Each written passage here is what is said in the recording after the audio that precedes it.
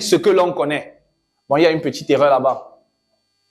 Donc, vous comprenez en fait que l'Africain, en fait, pense, l'Africain a de la valeur, mais l'Africain ne se connaît pas. L'Africain n'est pas suffisamment conscient de ce qu'il peut faire. Il y a une révolution qui est en train de se passer à notre époque quand même. Il y a des hommes noirs qui commencent à se lever, hein, qui font les choses et qui récupèrent leur existence. Je ne parle pas des Noirs américains. Je parle vraiment des fils du continent qui savent qu'ils peuvent aller loin. La plupart du temps, quand les fils du continent se sont levés, ils sont allés servir la cause occidentale et ils sont restés là-bas. Parce que même ici, on a des guerres intestinales, on passe le temps à se combattre. Mais ça, ce sont des combats d'un autre enjeu. À notre niveau, ce que je veux que vous compreniez, c'est la conscience de ces éléments-là. On se comprend, hein?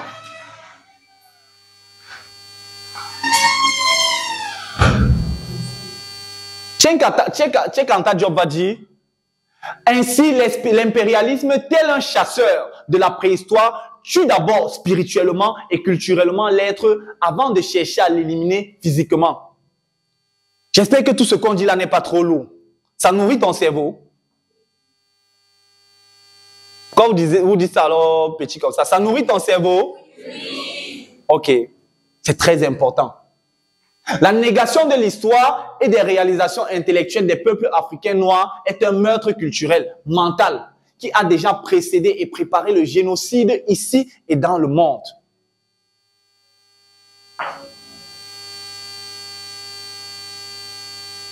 C'est comme ça qu'on nous a tués. Réunis ton histoire. Tue-toi spirituellement, culturellement, débarrasse-toi de toi. Deviens l'autre. Si tu ne te connais pas, comment tu vas devenir celui que tu dois être? Si toi, tu ne dois t'identifier qu'à l'autre, si ton modèle, c'est la femme que tu as vue à la télé, c'est l'homme que tu as vu à la télé, je vais devenir comme celui-là. Et parfois, ton comme celui-là n'est pas un comme celui-là en tant que modèle qui peut vraiment te bâtir. Mais c'est plutôt un comme celui-là du complexe. C'est une imitation. À l'époque, je rappelle, je disais, le noir aime imiter. Le noir est limité. Le noir go school pour réciter. On imite. Tout, on voit, on imite. Même dans les plus hauts sièges, on imite. C'est grave. Soyons de la génération qui saura quoi imiter. C'est mon souhait. Pour finir, on va un peu entrer dans la Bible. D'ailleurs, j'en ai parlé tout à l'heure. Le noir doit prendre conscience que sa terre a existé. L'histoire de nos cultures, on doit la connaître. Je ne parle pas seulement de l'histoire du peuple Sawa, d'ailleurs qu'on n'en connaît même pas trop. On doit enseigner ça à l'école. Si vous allez au musée national, vous allez dans les archives, vous scrutez l'ère soudano-sahélienne, l'ère des Grâces-Filles, vous allez apprendre beaucoup de choses. Vous allez même comprendre comment l'Égypte est connectée au Cameroun. Comment nos cultures viennent d'Égypte en fait. Moi, on n'est pas en train de parler de l'Égypte qui luttait. On parle ici de l'Égypte terre de grâce.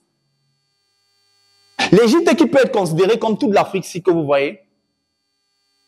Là où, même dans la Bible, c'est là où tout le monde venait se protéger. Joseph allait en Égypte pour faire subsister sa famille de la famine. Quand il y avait la famine, on envoie en Égypte. L'Égypte est en Afrique. Et je ne sais pas quelle était la grandeur de l'Égypte là. Je ne sais pas si ça s'étendait jusqu'à nos territoires d'ici. Je ne sais pas quelle était la grandeur du royaume égyptien. Mais il faut qu'on comprenne ça. Qu'on vit d'abord sur la terre de grâce. Dieu m'a révélé quelque chose dernièrement. Je ne sais pas encore ce qu'il veut dire par là. Est-ce que tu sais que le Cameroun est au cœur du monde? Le Cameroun est au cœur du monde. Je ne sais pas ce que ça veut dire, pas encore. Vous savez que le Congo, il y a des richesses, des matières premières dont le Congo représente pratiquement 70%. C'est-à-dire qu'il y a des matières qu'on ne trouve en majorité que sur le sol congolais par rapport au reste du monde. Le Cameroun et le Congo sont le cœur du monde. Nous sommes au milieu du monde. Je n'ai pas dit Équateur, j'ai dit le cœur. Nous sommes au milieu. Prenez la carte mondiale, vous voyez bien là où on est situé. Mais il faut qu'on prenne conscience de ça. Je ne sais pas dans quel domaine nous sommes. Mais Dieu nous a dit, allez assujettir. Donc, à l'époque, dans la Bible, on te dit que c'est en Égypte qu'on venait. Moïse a trouvé grâce en Égypte.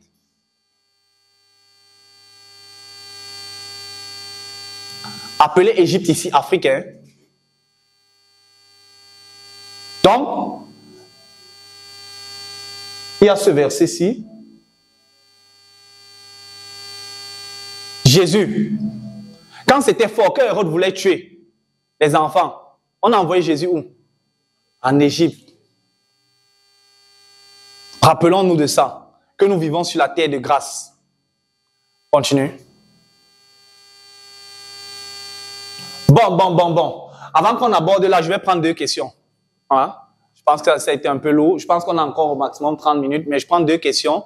Ou vous voulez qu'on finisse d'abord avant que vous posiez les questions? C'est mieux? Ok. Je vais vous parler, on revient maintenant sur le talent et la vocation. Quand on lit la Bible, on ne doit pas lire la Bible avec les yeux. On lit la Bible avec l'humilité. Et on lit la Bible en y mettant de son esprit, de sa disposition. Ta Bible, c'est... Tu communiques avec la Bible, tu communiques avec la parole, les écrits. On dit les saintes écritures, ce n'est pas un hasard. Les saintes écritures, là, elles ont un pouvoir. Elles disent quelque chose à ton esprit. Derrière les mots qui sont écrits, tu peux entendre des choses cachées. L'histoire de Joseph est un très grand enseignement pour quiconque veut se développer. Que tu connaisses ton talent, que tu ne connaisses pas, il y a 3 phases dans la vie de Joseph. La première phase de la vie de Joseph, c'est la découverte de sa destinée. Quand il a eu la vision, il a vu ce qu'il allait devenir. D'ailleurs, il a raconté ça à ses frères. Et on a fait quoi? On l'a vendu. La deuxième phase dans la vie de Joseph, c'est la perfection des dons et talents. Il avait déjà le don de la prophétie. Lorsqu'il va arriver chez Potiphar, le talent de la gestion va commencer à se manifester. On dit que Potiphar lui a donné la maison que administre. Potiphar ne regardait plus rien. C'est-à-dire qu'on l'a acheté comme esclave, mais lui, il devient plus tard le maître de maison. Et c'est pas le niveau de Théison, non. C'est pas le niveau de Théison. C'est vraiment, c'est lui l'administrateur, quoi. C'est Joseph qui gérait. Après ça, il va aller en prison. Toujours en prison, le geôlier dit que c'est toi qui vas administrer la prison. C'est Joseph. C'est son talent comme ça, c'était le management. Ça paraissait rien parce qu'il était là dans les sphères de la prison, dans des conditions lugubres, macabres, mais il était en train de perfectionner ses dons. Et il a perfectionné ses dons et ses talents au point où, en prison, il commençait à faire déjà les divinations. Il pouvait dire que voilà la signification de ton rêve. Et grâce à ça, un jour, il a la grâce de se retrouver devant Pharaon. La conséquence, c'est quoi? C'est l'accomplissement de la mission. Il a été à l'école de Dieu. Lorsqu'il vient révéler à Pharaon son rêve, qu'est-ce qui se passe? Pharaon dit, qu'est-ce que je dois faire? Il donne même encore la solution. Il dit que économise pour les 7 prochaines années. Il a donné une solution qui a sauvé le monde parce que l'Égypte, c'était le grenier. Là où beaucoup de peuples venaient s'abreuver. Vous comprenez? Donc, voilà comment Joseph a fait pour accomplir sa mission. À la fin de sa vie, il dit, bon, je ne vais pas vous lire tout ça, il y a des références, la présentation qui va vous être envoyée. Donc, quand vous serez en train de lire, vous vous rappelez seulement de ce que j'ai dit et vous prenez les versets pour faire des parallèles. Mais les versets là, c'est des extraits qui racontent un peu l'histoire de Joseph. Et à la fin de sa vie, il dit, ce n'est pas vous, le dernier là, ce n'est donc pas vous qui m'avez envoyé ici, mais c'est Dieu qui m'a établi père de Pharaon, maître de toute sa maison et gouverneur de tout le pays d'Égypte. Je pense qu'il y a un complément qui dit afin que vous subsistiez de la famille, un truc comme ça, de la famine. Dieu connaît les choses bien en avance. Il a envoyé Joseph en Égypte pour préparer un cataclysme qui allait arriver. Et Joseph, à un moment, quand il accomplit sa mission, il dit en fait, voilà ce qui s'est passé. Et là, voilà un homme qui a accompli sa mission parce qu'il a sauvé tout un peuple. Mais il connaissait ses talents, il connaissait ses dons et surtout, ce qu'on va retenir de son histoire, c'est qu'il était connecté à Dieu. La grâce de Dieu était sur lui. D'ailleurs, on dit que tout ce que Joseph touchait, c'était seulement bon. Donc, quand toi, tu étais à côté de lui, ce n'était pas son argent. Mais quand lui, son aura était à côté de toi, tes activités prospéraient. Pendant que toi, tu te simplifies, tu peux être une bénédiction pour une personne parfois. Et peut-être c'est un enseignement. Peut-être c'est un parcours que Dieu est en train de te faire pour devenir un Joseph demain. La conscience de David. Lorsque David va aller devant Goliath, il dit à Saul que ce même Dieu qui m'a délivré de la griffe du lion et de la patte de l'ours, c'est lui qui m'aidera à vaincre. Je paraphrase un peu, c'est écrit là. Il était tellement conscient qu'il a Dieu, que lui savait que ses talents d'abord, donc ses capacités, parce que lui, il avait déjà vaincu un lion étant adolescent. Il avait déjà vaincu un ours pendant qu'il était gardien des brebis. Il faut lire la Bible. Lisez. Vous allez avoir des petites révélations que quand vous allez rester, tu vas devenir comme moi. Tu vas dire, je faisais quoi avant? Oui. C'est petit, mais ça enseigne tellement. Parce que quelqu'un te dit qu'il a la force de Dieu. Il a sa petite arme-là. Ça, c'est le talent, c'est-à-dire la capacité de lancer. Il sait qu'il peut lancer. Mais il sait surtout que c'est la bénédiction de l'Éternel qui enrichit et il ne l'a fait suivre d'aucun malheur. Il se connecte donc à Dieu quand lui part œuvrer. Et là, qu'est-ce qui se passe? À partir d'une pierre, il va vaincre Goliath. Vous savez ce qui était dans la pierre là? L'Esprit de Dieu. Quand on dit de s'armer de l'Esprit de Dieu, David l'a fait. Mais c'est parce qu'il était d'abord conscient de qui il est et il connaissait d'où vient sa force.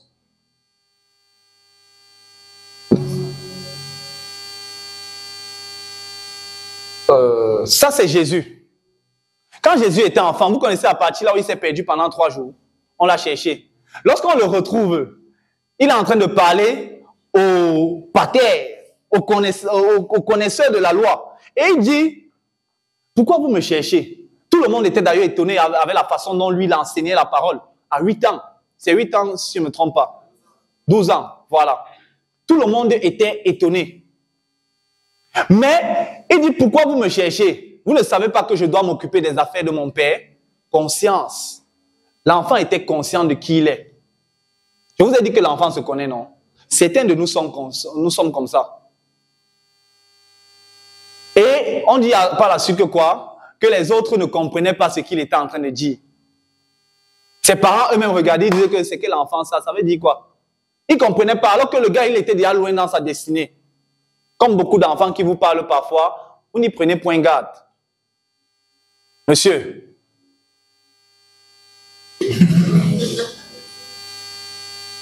Maintenant, il y a un concept que je partage. Je crois qu'on a compris le concept de talent.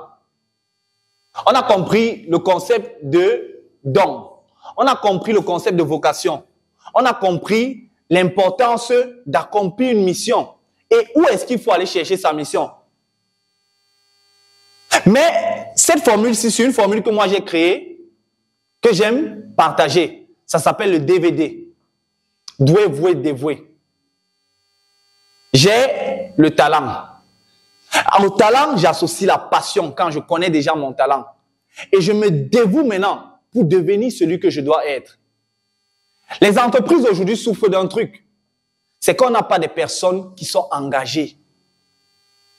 Et quand tu trouves une personne qui est engagée, il n'a pas parfois le talent. Et quand tu trouves une personne qui est engagée, qui a le talent, parfois il n'a pas la passion. Il se néglige. Aujourd'hui, nous devons, dans toute chose qu'on fait, appliquer ce principe-là. Parce que c'est sur ça que repose notre argent. Je peux calculer ta valeur économique à partir de ta dévotion. À partir du fait que je sais que ça, c'est ta vocation. À partir du fait que je sais que ça, tu as du talent en ça. Je peux calculer ta valeur économique. Et je peux fixer ton salaire. Si tu es doué, voué et dévoué, tu as plus de valeur que celui qui est seulement doué. Parce qu'il peut être doué et il n'est pas voué. Quelqu'un peut être doué et voué, mais il n'est pas dévoué. Je peux même calculer ta valeur humanitaire. Qu'est-ce que tu vaux finalement pour les gens? Donc quand vous allez rentrer, travaillez sur ce schéma-ci. Doué, c'est quoi? C'est mes talents. Qu'est-ce que je sais faire? Voué, c'est est-ce que je suis sur la route de mes talents actuellement là? Et le talent, un seul talent, peut s'exprimer dans plusieurs domaines d'activité comme on a vu tout à l'heure. On se comprend. L'observation peut s'appliquer à plusieurs domaines. Maintenant, il y a une évolution progressive que tu vas faire dans ton diagramme pour éliminer certaines choses. Quelqu'un, par exemple, qui il dessine facilement. Il est ouvert à beaucoup de choses. Quand tu as le talent du dessin, tu peux être architecte. Tu peux être dessinateur. Tu peux être peintre. Maintenant, dans le dessin aussi, il y a les catégories et les catégories et les catégories. Tu peux même être photographe. Tu peux être infographe. Il y a tant de métiers rien qu'avec le don du dessin. Mon graphiste qui fait les logos de Voilà Moi, il a un don de malade pour le dessin. Tous ces logos, il les dessine d'abord. Tous mes logos ont été dessinés, c'est-à-dire qu'il les fabrique en dessin avant de les transposer en graphisme. Mais est-ce qu'on peut tout faire d'un coup?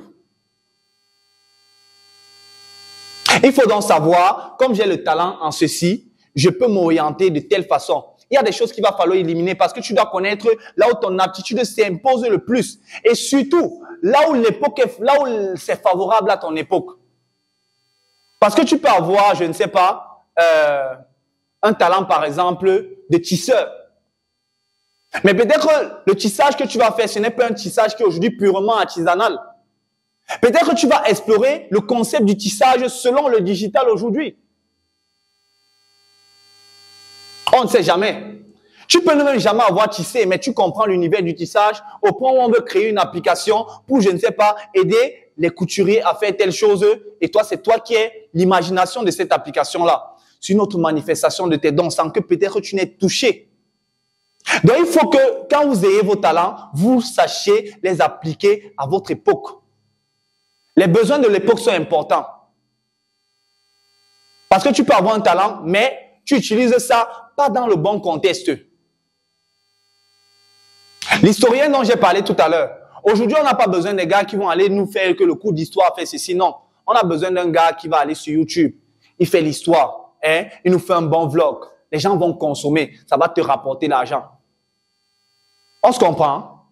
Donc, pendant que vous serez en train d'identifier vos talents, un talent peut être une seule chose que tu constates que tu as. Mais ça peut s'exprimer dans plusieurs choses. Et dans ces plusieurs choses-là, tu dois savoir qu'est-ce qui est opportun à toi actuellement. Qu'est-ce que tu peux donc retirer? Par quoi tu peux commencer? Et d'ailleurs, tu dois avoir ton plan de vie en te disant, je peux commencer par tel, atteindre tel. Peut-être que tu as un talent que tu dois perfectionner davantage. Aujourd'hui, par exemple, la communication est tellement ouverte, tellement, que finalement, les gens peuvent se demander que bon, tout le monde a le don il y a beaucoup de personnes qui vont te dire qu'ils ont le don de parler. Mais allons un peu plus loin. Qui est voué à être le conférencier? Qui est voué à être le journaliste? Pourquoi Winnie a décidé qu'elle, c'est la voix off? Pas parce qu'elle ne connaît pas faire l'animation télé et autres. Mais elle s'est dit ici, mon dépôt est plus grand. Je vais m'appliquer dans ça. Donc, on peut avoir des talents, mais il faut savoir aussi vers où on va les déposer pour que ce soit utile pour nous et pour les autres. Et pour que ça ne nous embrouille pas. Parce qu'un excès de talent peut aussi être nocif pour certaines personnes. Et par-dessus tout, il faut savoir que vous devez être dévoué. Quand on fait les choix, il faut avancer. Beaucoup de personnes renoncent trop. Beaucoup de personnes font les choses comme s'ils tentaient. Beaucoup de personnes blaguent avec leur propre vie. Et c'est pas bon. Donc, appliquez le DVD. J'espère que demain, on verra des doués, voués, dévoués. Que chacun de vous recherche un élément sur tout ça. Next. Autre chose. Qui est d'accord avec ce qui est écrit là? Qui peut me dire pourquoi? Une personne prend la parole. Oui, monsieur. Bonsoir tout le monde. Bonsoir. Voilà, moi c'est Stéphane Nomo. Ok. Voilà. Bon, déjà, je salue le grand Atome parce qu'il avait encadré Music Star je crois en MTN Music. Ok, ok. Là où j'avais participé, donc je me rappelle. Bon, lorsque tu dis ta vie est une entreprise, tu veux par là dire que on peut constituer une source de motivation, on peut constituer je vais par là dire un capital pour d'autres personnes. Je prends par exemple un cas, n'est-ce pas? Toi, par exemple, je peux dire tu es influenceur, n'est-ce pas? Tu nous touches dans le point de vue communication, dans le point de vue artiste, tu vois. Ça veut dire que si par exemple un artiste a besoin d'un service, il peut passer par toi, tu peux mieux l'orienter quelque part. Et c'est un peu pareil chez nous. Je prends par exemple le cas de la grande sœur qui fait dans un peu de tout. Par exemple, elle a parlé qu'elle fait dans l'immobilier. Il peut, par exemple, avoir un décorateur interne. Vous voyez un peu. Une femme ou un homme qui fait dans la décoration interne. Elle peut être l'entreprise adéquate. Elle peut être la personne la mieux outillée pour orienter que, bon, viens m'aider à faire ceci. Okay. Donc, c'est un peu dans l'optique-là. C'est dans cette optique-là que moi, je vois. Le monsieur va ajouter. Bonsoir à tous. Bonsoir. Je m'appelle Arnaud Oyono. Donc, pour moi, déjà, merci pour sa contribution, mais moi, je vois ça plus simplement. La vie est une entreprise simplement dans le sens où c'est quelque chose qu'on construit. La vie n'est pas appelée à être linéaire, elle est appelée à être évolutive. Et donc, dans le sens où elle doit être évolutive, il faut toujours se projeter vers ce qu'il y a de plus haut que ce qu'on a déjà accompli. C'est dans ce sens-là que je vois ça. Merci. Ok. Bon, dernière personne, on passe le micro là. Ok, moi c'est Ornella. Ta vie est une entreprise. Moi, ça veut dire une entreprise, c'est une entité qu'on met sur place pour pouvoir réussir. Donc, en tant qu'entreprise, tu peux être en faillite, tu peux réussir. Et donc, tu as le devoir de tout faire, de tout mettre en place pour pouvoir réussir ta vie en tant qu'une entreprise. Ok. Applaudissez pour les trois.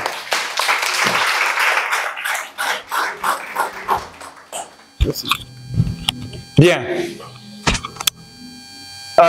C'était vraiment pour savoir, et c'est important que certains se lèvent et contribuent.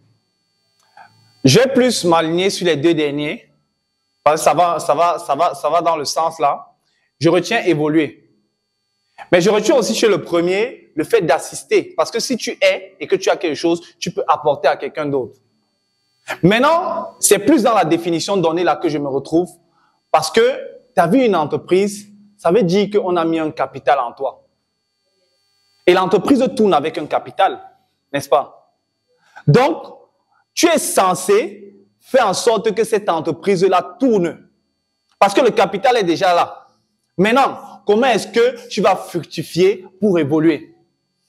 Et tu sais qui a mis le capital en toi? C'est Dieu. Dieu a mis les talents. Il t'a donné ça. C'est déjà là. Mais comment tu fais donc pour que cette entreprise-là tourne? Que ce livre de la loi ne te quitte jamais. Mais dis-le jour et nuit. C'est ainsi que tu réussiras dans tout ce que tu entreprendras. Josué 1:8. Qui a déjà lu le verset là? Qui vient de le comprendre? Qui l'avait déjà compris? Est-ce que vous l'appliquez? Ta vie est une entreprise répond à ce verset-là. Mais dis-le jour et nuit, c'est ainsi que tu réussiras dans tout ce que tu entreprendras. Et tout à l'heure, on vous a dit, je te conseillerai et j'aurai le regard sur toi. Dans une entreprise, on a besoin de conseiller. Le Saint-Esprit vient te conseiller pour que tu ailles accomplir ta mission. On est d'accord? Et c'est ce que nous devons apprendre à comprendre. Ces petites choses cachées. Dans Matthieu, bon, il y a déjà le psaume 32, verset 8, j'ai déjà parlé de la parabole des talents. J'ai déjà parlé de on donnera beaucoup à celui à qui l'on a beaucoup donné et on exigera davantage à celui à qui l'on a beaucoup. Il y a une erreur là, non, Daniel?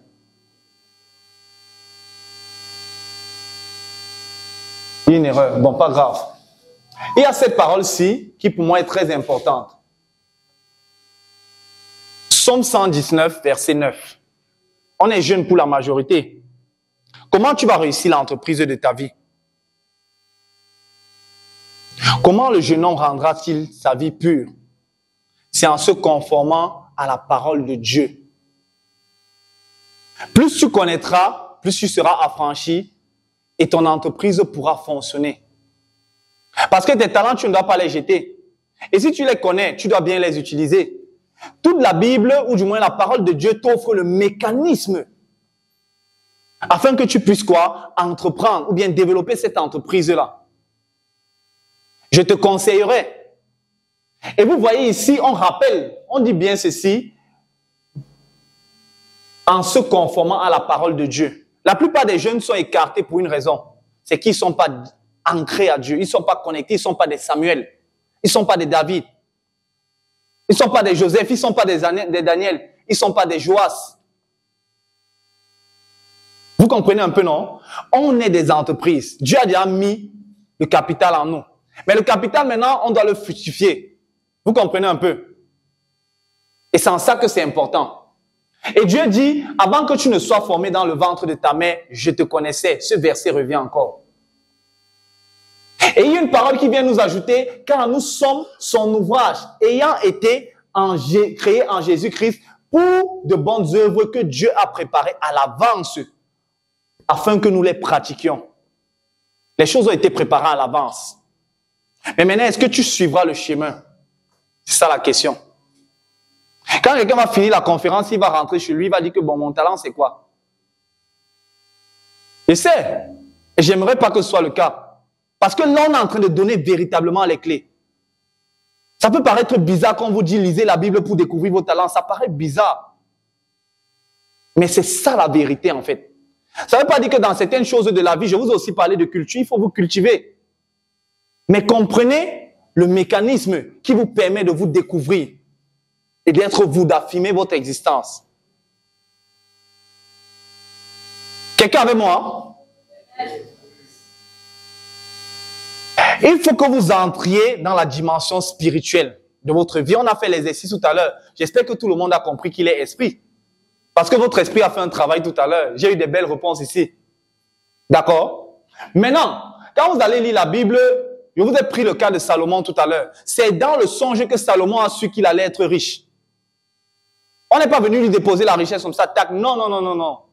Mais comme il était connecté à Dieu, Dieu a pu lui parler et il a écouté. Dans Job, on vous dit, Dieu parle tantôt d'une manière, tantôt d'une autre, mais c'est nous qui nous prenions point garde. On ne prend pas garde à ce que Dieu dit. Dans le spirituel, il y a tellement de choses que Dieu nous dit. Même nos talents là qu'on manifeste parfois. Parfois tu dis, je vais même faire ça comment, après ça vient. Tu as vu ça où? C'est dans l'esprit que tu as vu. Ton imagination là, elle est spirituelle. Et tout le monde doit apprendre aujourd'hui à entrer, à se révéler spirituellement. Et plus tu connaîtras ton identité spirituelle, tu connaîtras ton identité physique parce que c'est le spirituel qui a créé le physique. Il y a ce verset qui dit, Élisée, j'aime beaucoup ce verset-ci, ne crains, bon, Élisée, quand Élisée devait aller à, je veux dire, il y avait une guerre, Élisée était avec un de ses serviteurs. Et le serviteur craint, il est gêné. Il dit que regarde combien ils sont nombreux. Élisée lui dit, Élisée prie, il dit Seigneur, ouvre ses yeux. Élisée lui dit d'abord, ne crains rien, parce que ceux qui sont avec nous sont plus nombreux. Et il prie dans son cœur, Seigneur, ouvre ses yeux afin qu'il voie ceux qui sont avec nous. Si quelqu'un de vous pouvait voir ceux qui sont avec nous actuellement, ça peut paraître bizarre. On n'est pas seul. Oui, vous ne les voyez pas. On n'est pas seul. Et quand on a ouvert les yeux du serviteur d'Élisée, il a vu les anges, il a vu une armée. Et vous pouvez comprendre comment David, avec un seul truc comme ça, a tapé sur Goliath. Goliath est tombé. Il y avait une personne qu'on ne voyait pas. On doit se connecter spirituellement. Et nous portons attention sur les choses visibles. Mais nous ne portons pas notre attention sur les choses visibles, mais sur les réalités encore invisibles. Car les réalités visibles ne durent qu'un temps, mais les choses invisibles demeureront éternellement. Tu peux encore fermer tes yeux là maintenant. Tu vois ce que tu as vu tout à l'heure. Mais si on casse le bâtiment-ci, on aura cassé. Tu ne vas plus jamais venir à l'endroit là le voir. Mais dans ton esprit, tu peux le voir. Ça dure éternellement. C'est pour ça que le diable passe le temps à pirater les destinées. Il entre dans nos esprits parce qu'il sait que c'est là où il doit s'asseoir. Il veut faire durer les fausses choses dans nos esprits. Alors que ce qui est vrai, il fait que ce soit chassé. Et il y a ce verset-ci, Éphésiens 6, 12, qui moi, personnellement, m'a beaucoup aidé. car nous n'avons pas à lutter contre la chair, mais contre la chair et le sang, mais contre les dominations, contre les autorités.